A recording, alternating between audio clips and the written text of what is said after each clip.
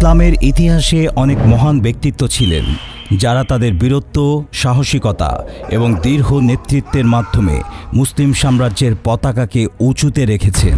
তাদের মধ্যে কুতাইবা বিন মুসলিম অন্যতম। তিনি একজন বীর সেনাপতি ছিলেন যিনি খলিফা আল ওয়ালিদের শাসনামলে পূর্ব দিকের বিজয় অভিযানে গুরুত্বপূর্ণ ভূমিকা পালন করেন এবং ইসলামের সীমানা সম্প্রসারণে অসাধারণ কৃতিত্বের পরিচয় দেন। কুতাইবা বিন মুসলিমের জীবনের প্রতিটি অধ্যায় ছিল বীরত্বপূর্ণ ও চ্যালেঞ্জিং।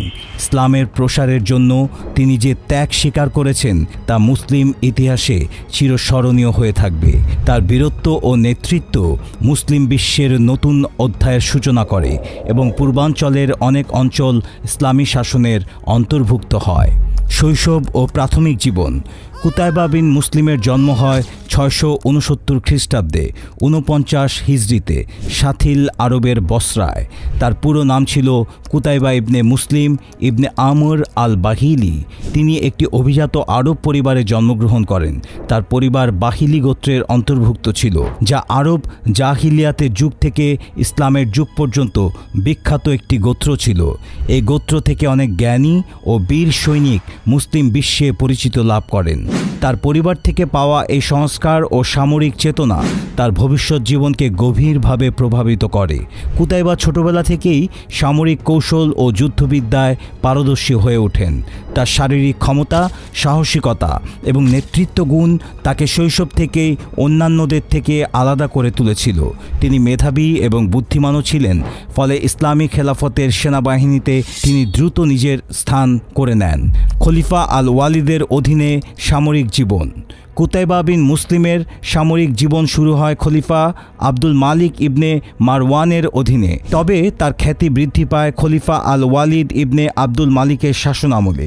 খলিফা আল ওয়ালিদ ছিলেন উমাইয়া খিলাফতের একজন দক্ষ শাসক এবং তার অধীনে মুসলিম সাম্রাজ্যের ব্যাপক বিস্তার ঘটে। আল ওয়ালিদ ছিলেন এমন একজন শাসক যিনি সাম্রাজ্যের সামরিক শক্তিকে সর্বোচ্চ গুরুত্ব দিয়েছিলেন এবং মুসলিম বিশ্বের শত্রুদের মোকাবেলায় অত্যন্ত দক্ষ সৈন্য ও সেনাপতিদের নিয়োগ করেছিলেন। খোরাসানের গভর্নর।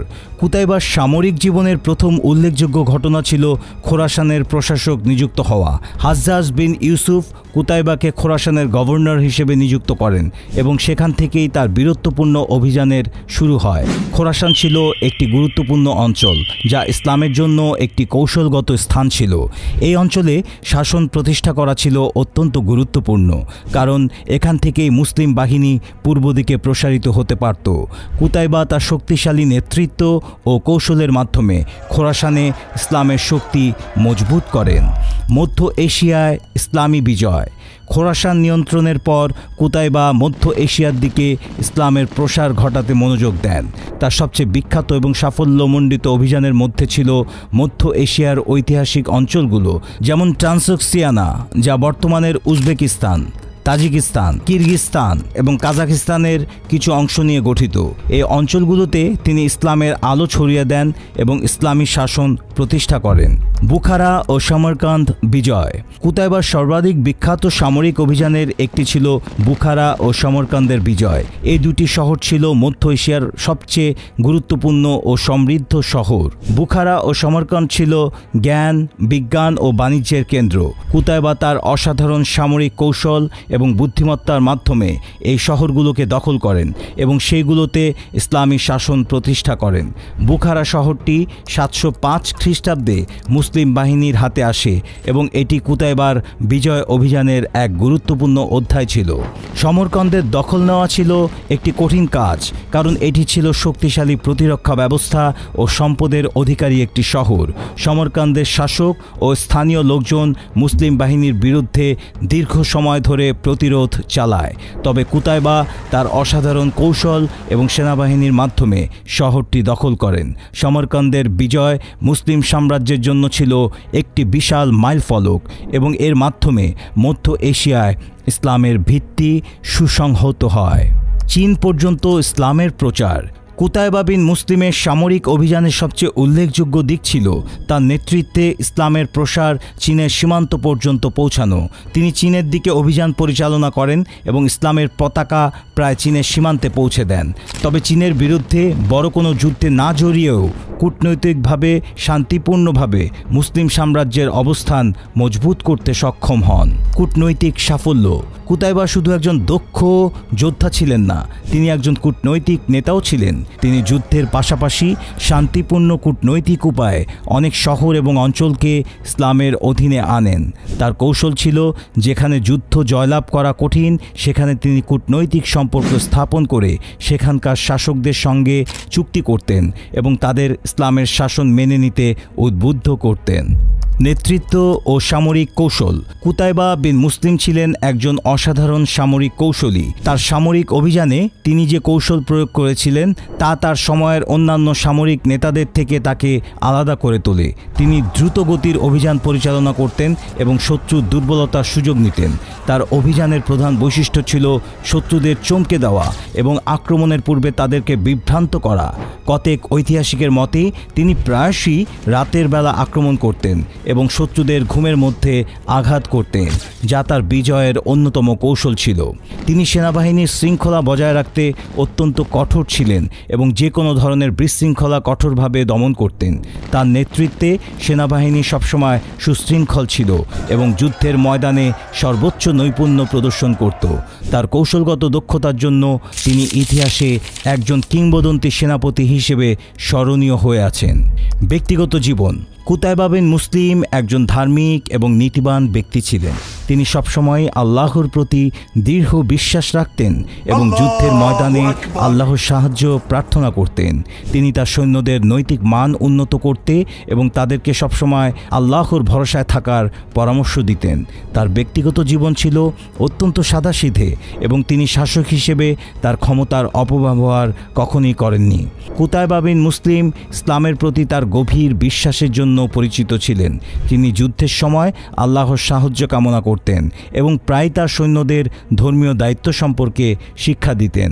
তিনি নিজে একজন পরহেজগার মুসলিম ছিলেন এবং তার জীবনের সব কিছুতেই ইসলামী নীতি ও মূল্যবোধ অনুসরণ করতেন। মুসলমানদের বীরত্ব এবং ঐতিহ্যের অজানা ইতিহাস জানতে ইসলামের ইতিহাস চ্যানেলটি সাবস্ক্রাইব করে আমাদের অনুপ্রাণিত করবেন। সেই সাথে কমেন্ট বক্সে আপনার মূল্যবান মতামত জানাবেন। মৃত্যুর কারণ ও উত্তরাধিকার। 715 খ্রিস্টাব্দে খলিফা আল ওয়ালিদের মৃত্যু হয় এবং নতুন খলিফা হিসেবে সুলাইমান ইবনে আব্দুল মালিক ক্ষমতায় আসেন। সুলাইমান ছিলেন কুতাইবার প্রতি সন্দেহপ্রবণ এবং তিনি কুতাইবার ক্ষমতা বৃদ্ধি নিয়ে উদ্বিগ্ন ছিলেন। মূলত কুতাইবার কাছে মার্ভ অভিযানের শুরুতেই সংবাদ আসে খলিফা ওয়ালিদ বিন আব্দুল মালিক ইন্তেকাল করেছেন। পরবর্তী খলিফা হিসেবে সুলাইমান বিন আব্দুল মালিক সিংহাসনে আরোহণ করেছেন। কুতাইবা চিন্তিত ছিলেন। ইতিপূর্বে ওয়ালিদ বিন আব্দুল মালিক সুলাইমানকে ক্ষমতা থেকে সরানোর জন্য একটি পরিকল্পনা করেছিলেন। হাজ্জাজ বিন ইউসুফের সাথে কুতাইবাও এই পরিকল্পনায় সায় দিয়েছিলেন। কুতাইবা আশঙ্কা করেছিলেন সুলাইমান তার উপর প্রতিশোধ নেবেন। কুতাইবা তাই শুরুতেই সুলাইমানের কাছে 3টি পত্র লিখলেন। প্রথম পত্রে তিনি সুলাইমানকে অভিষেকের অভিনন্দন জানালেন, তাকে মোবারকবাদ দিলেন এবং তার প্রতি আনুগত্য প্রকাশের ঘোষণা দিলেন। দ্বিতীয় পত্রে তিনি খোরাসান ও তুর্কিস্তানে নিজের বিজয় সমূহের বর্ণনা দিলেন। এখানকার সর্দারদের মনে নিজের প্রভাব সম্পর্কেও আলোচনা করলেন। তৃতীয় পত্রে তিনি লিখলেন, যদি তাকে খোরাসান থেকে বরখাস্ত করে ইয়াজিদ বিন মুহাল্লাবকে তার স্থানে স্থলাভিষিক্ত করা হয় তাহলে তিনি খলিফার বাইয়াত প্রত্যাহার করবেন। কুতাইবা একজন দূতকে পত্র 3টি দিয়ে বললেন, তুমি খলিফাকে প্রথম পত্রটি দিবে। যদি তিনি তা পাঠ করে ইয়াজিদ বিন মুহাল্লাবের দিকে এগিয়ে দেন তাহলে তাকে দ্বিতীয় পত্রটি দিবে। যদি এটিও তিনি ইয়াজিদের হাতে দেন তাহলে তৃতীয় পত্রটি দিবে। তিনি পত্র নিয়ে দ্রুত এলো দারুল খিলাফা দামেশকে। দূত যখন সুলাইমানের দরবারে উপস্থিত হলো তখন ইয়াজিদ বিন মুহাল্লাবও দরবারে উপস্থিত ছিল। সুলাইমান প্রথম পত্র পড়ে ইয়াজিদের হাতে তুলে দিলেন। দূত এবার খলিফাকে দ্বিতীয় পত্র দিল। সুলাইমান এটিও পড়ে ইয়াজিদের হাতে তুলে দিলেন।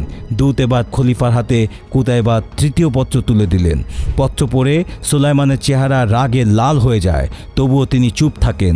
দূতকে অনেক যত্ন করেন। কুতাইবাকে খোরাসানের ওয়ালির দায়িত্বে বহাল রাখার ঘোষণা দেন। খলিফা কুতাইবার বিরুদ্ধে কোনো পদক্ষেপই নেননি, কিন্তু কুতাইবা আতঙ্কে ছিলেন। এই আতঙ্ক তাকে বাধ্য করে অপরিণামদর্শী একটি সিদ্ধান্ত নিতে। তিনি দূতের কাছ থেকে কোনো সংবাদ পাওয়ার পূর্বেই বিদ্রোহ করে বসেন। তিনি ভেবেছিলেন এই বিদ্রোহে আঞ্চলিক সর্দাররা তার পাশে থাকবে, কিন্তু কেউই এই বিদ্রোহে তাকে সঙ্গ দিল না। সবাই মিলে বনু তামিমের সর্দার ওয়াকিকে সিপাহসালা মনোনীত করে। এক লড়াইয়ে 715 খ্রিস্টাব্দে কুতাইবা বিন মুসলিমকে হত্যা করা হয়, যা তার বীরত্বপূর্ণ জীবনের করুণ সমাপ্তি ঘটায়। কুতাইবার মৃত্যুর সংবাদে এক খোরাসানি বলেছিল, কুতাইবার মতো কোনো বিজেতা যদি আমাদের মধ্যে থাকতো তাহলে আমরা তার লাশ মমি করে রাখতাম, দুশমনের সাথে লড়াইয়ের সময় তার আশীর্বাদ কামনা করতাম। ইসলামের বিস্তারে অবদান। কুতাইবা বিন মুসলিম শুধু সামরিক বিজয়েই সাফল্য অর্জন করেননি, বরং ইসলামের নৈতিক ও ধর্মীয় আদর্শকে বিস্তৃত করেছেন। মধ্য এশিয়ার বিভিন্ন অঞ্চলে ইসলামের মর্মবাণী পৌঁছে দিয়েছেন এবং সেখানকার জনগণকে ইসলামের সঙ্গে পরিচিত করেছেন। তার কৌশলগত দক্ষতা এবং ধর্মীয় দায়বদ্ধতা তাকে এক অনন্য মর্যাদা দিয়েছে। কুতাইবার প্রভাবিত অঞ্চলগুলোতে ইসলামী সভ্যতা। কুতাইবার বিজয়ের ফলে ইসলামী সভ্যতার বিস্তার ঘটে এবং মধ্য এশিয়া দ্রুত মুসলিম বিশ্বে অন্তর্ভুক্ত হয়ে ওঠে। বুখারা, সমরকান্দ এবং অন্যান্য শহরগুলো ইসলামী শিক্ষা, সংস্কৃতি এবং বিজ্ঞান চর্চার কেন্দ্রে পরিণত হয়। এই অঞ্চলগুলো থেকে অসংখ্য জ্ঞানী ও বিজ্ঞানী উঠে আসেন, যারা পরবর্তীতে ইসলামী সভ্যতায় এবং বৈশ্বিক অগ্রগতিতে অসাধারণ অবদান রেখেছেন। যেমন মধ্য এশিয়া ছিল সেই অঞ্চল যা পরবর্তীতে ইসলামী স্বর্ণযুগের অন্যতম নিদর্শন। ধারাবাহিকভাবে কুতাইবার বিজিত অঞ্চলসমূহ। 1. তোখারিস্তান। 698 খ্রিস্টাব্দের দিকে কুতাইবা বিন মুসলিম প্রথমে তোখারিস্তানের দিকে অগ্রসর হন, যা আজকের উত্তর আফগানিস্তানের অংশ। তিনি এই অঞ্চলের বেশ কিছু গুরুত্বপূর্ণ শহরকে ইসলামী শাসনের অধীনে আনেন, যেমন বাল্খ। 2. খোরাসান। তিনি খোরাসানের গভর্নর হিসেবে নিয়োগ পান, যা আজকের ইরান, তুর্কমেনিস্তান এবং আফগানিস্তানের অংশ নিয়ে গঠিত। তিনি খোরাসানের পুরো অঞ্চলে ইসলামী শাসন প্রতিষ্ঠিত করেন। 3. সোগদিয়ানা। কুতাইবা 705 থেকে 712 খ্রিস্টাব্দের মধ্যে সোগদিয়ানা দখল করেন, যা আজকের উজবেকিস্তানের অংশ। এর মধ্যে উল্লেখযোগ্য ছিল বুখারা। বুখারার শাসকরা ইসলামের বিরুদ্ধে বিদ্রোহ করেছিল, কিন্তু কুতাইবা তাদের পরাজিত করেন এবং বুখারাকে ইসলামী সাম্রাজ্যের অন্তর্ভুক্ত করেন। সমরকান্দ। 712 খ্রিস্টাব্দে কুতাইবা সমরকান্দ দখল করেন, যা ছিল মধ্য এশিয়ার একটি বিখ্যাত শহর এবং বাণিজ্য কেন্দ্র। 4. খাওয়ারিজম। কুতাইবা 711 খ্রিস্টাব্দে খাওয়ারিজম অঞ্চলটি দখল করেন, যা আজকের উত্তর পশ্চিম উজবেকিস্তান এবং দক্ষিণ কাজাকিস্তানের অংশ। খাওয়ারিজমে ইসলামী শাসন প্রতিষ্ঠার ফলে অঞ্চলটি গুরুত্বপূর্ণ বাণিজ্য কেন্দ্রে পরিণত হয়। 5. Fergana valley. 713 খ্রিস্টাব্দে কুতাইবা ফারগানা ভ্যালি দখল করেন, যা আজকের কিরগিজস্তান, তাজিকিস্তান এবং উজবেকিস্তানের সীমান্তবর্তী অঞ্চল। এই অঞ্চলে ইসলামী শাসন প্রতিষ্ঠার মাধ্যমে মধ্য এশিয়ার মুসলিম দখল আরও মজবুত হয়। 6. কাশগড়। 715 খ্রিস্টাব্দে কুতাইবা তার সর্বশেষ অভিযান পরিচালনা করেন এবং চীনের সীমান্তবর্তী কাশগড় পর্যন্ত পৌঁছান। যদিও এটি সম্পূর্ণরূপে দখল করা সম্ভব হয়নি, তবে কাশগড় পর্যন্ত তার অগ্রসর হওয়া ইসলামী সাম্রাজ্যের অভ্যন্তরে গভীর প্রভাব ফেলেছিল। 7. সিনকিয়াং। কুতাইবার নেতৃত্বে মুসলিম বাহিনী আজকের চীনের পশ্চিমাঞ্চল সিনকিয়াং পর্যন্ত অগ্রসর হয়েছিল। যদিও পুরো এলাকা দখল করা সম্ভব হয়নি, কিন্তু এই অভিযানে মুসলিম শাসনের প্রভাব আরও প্রসারিত হয়। কুতাইবা বিন মুসলিম ছিলেন ইসলামের অন্যতম মহান সেনাপতি, যিনি ইসলামের সীমান্তকে পূর্ব দিকে বিস্তৃত করেছেন এবং অসংখ্য জাতিকে ইসলামের পতাকা তলে এনেছেন। তার অসাধারণ সামরিক কৌশল, সাহসিকতা এবং নেতৃত্বগুণের জন্য তিনি ইসলামের ইতিহাসে চিরস্মরণীয় হয়ে আছেন। যদিও জীবনের শেষ দিকে তিনি রাজনৈতিক ষড়যন্ত্রের শিকার হয়ে মৃত্যুবরণ করেন, তবুও তার সামরিক কৃতিত্ব এবং ইসলামের প্রতি তার নিষ্ঠা আজও মুসলিম বিশ্বের জন্য অনুপ্রেরণার উৎস। কুতাইবার জীবন আমাদের শিখিয়ে যায় যে একজন নেতা শুধু সামরিক দক্ষতায় নয়, বরং তার নৈতিক ও ধর্মীয় আদর্শে সাফল্য অর্জন করে। তার বিজয়ের ফলাফল আজও ইসলামের ইতিহাসে এক বিশাল মাইলফলক হিসেবে বিবেচিত হয়, যা যুগে যুগে প্রত্যেক মুসলিম প্রজন্মের কাছে অতি আগ্রহের কেন্দ্রবিন্দু। আলহামদুলিল্লাহ, এই চ্যানেলের নেপথ্যে যারা আছেন আমাদের আলোকিত জ্ঞানীর বন্ধুরা, তাই আমি আপনাদেরকে অনুরোধ জানাবো যে আপনি যদি ভালো কিছু জানতে চান, ভালো কোনো বিষয়ে যদি জ্ঞান অর্জন করতে চান, সাবস্ক্রাইব করবেন এবং আরও একজন ভাইকে শেয়ার করবেন, যাতে করে আমরা সবাই মিলে ভালো জ্ঞান আহরণ করে একে অপরের সহায়তা করতে পারি, সুন্দর পৃথিবী গড়ার প্রত্যয়ে এগিয়ে যেতে পারি। তাদের জন্য দোয়া করছি এবং প্রত্যাশা করছি এই ধরনের জ্ঞানমুখী বিভিন্ন ডকুমেন্টারি তারা আমাদেরকে উপহার দেবেন এবং আমাদেরকে সমৃদ্ধ করবেন। ধন্যবাদ। ইসলামের ইতিহাস পার্মানেন্ট মেম্বারশিপ বাছাই পর্বে আমাদের আজকের প্রশ্ন: কুতাইবা বিন মুসলিম কোন সীমান্ত পর্যন্ত ইসলামের রাজত্ব কায়েম করেছিলেন? ক. পারস্য সীমান্ত, খ. চীন সীমান্ত, গ. মিশর সীমান্ত, ঘ. তুর্কি সীমান্ত। সঠিক উত্তরের পাশাপাশি যাদের মন্তব্য ভিডিওর সাথে সম্পর্কযুক্ত হবে এবং অত্যন্ত সুন্দর হবে, তাদের মধ্যে থেকে 20 জনকে ইসলামের ইতিহাস পার্মানেন্ট মেম্বারশিপে বাছাই করব এবং আমাদের ফেসবুক পেজে তাদের নাম লাইভে ঘোষণা করা হবে।